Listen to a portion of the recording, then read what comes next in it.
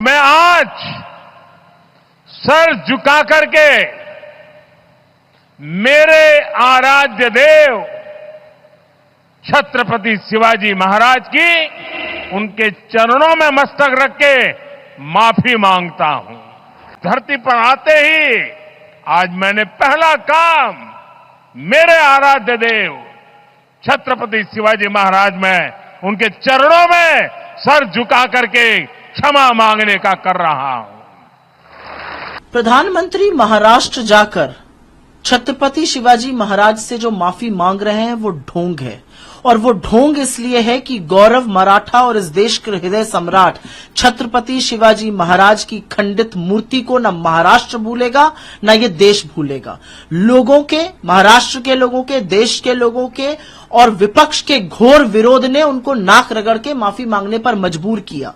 लेकिन ये ढोंग है, अगर ये अक्षम्य अपराध है और अगर ऐसा वो मानते हैं तो वो फिर मुख्यमंत्री को और उस उप मुख्यमंत्री को बर्खास्त करें जो इसके लिए जिम्मेदार है। पहली चीज, प्रधानमंत्री माफी मांग रहे हैं। प्रधानमंत्री माफी कब मांगेंगे? जब वो चुरा चुरा कर उन्होंने सरकार बनाई, मताधिकार ही नहीं चुराया, मतादेश ही नहीं चुराया, उन्होंने चुरा चुरा के प्रोजेक्ट भी महाराष्ट्र से बाकी जगहों पर ले गए। कब माफी मांगेंगे महाराष्ट्र से? और प्रधानमंत्री अगर माफी मांग ही रहे अपने कार्यकाल में बने हुए इंफ्रास्ट्रक्चर की जो ताश के पत्तों की तरह ढह रहा है, प्रभु राम से माफी कब मांगेंगे? राम मंदिर चूरा है। इस देश के लोकतंत्र से, इस देश की 140 करोड़ से ऊपर जनता से माफी कब मांगेंगे जो नया संसद टपक रहा है और बाल्टी लगानी पड़ रही है?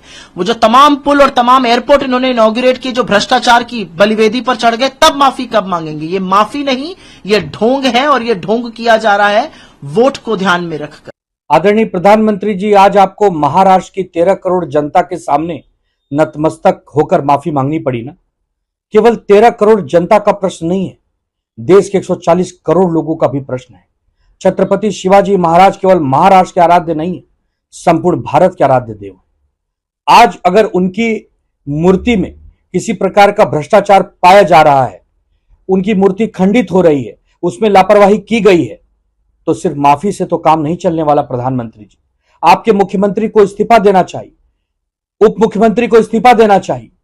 आपके जो मंत्री हैं दीपक केसरकर, उनको तो तुरंत बर्खास्त करना चाहिए, उनकी हकाल पट्टी होनी चाहिए।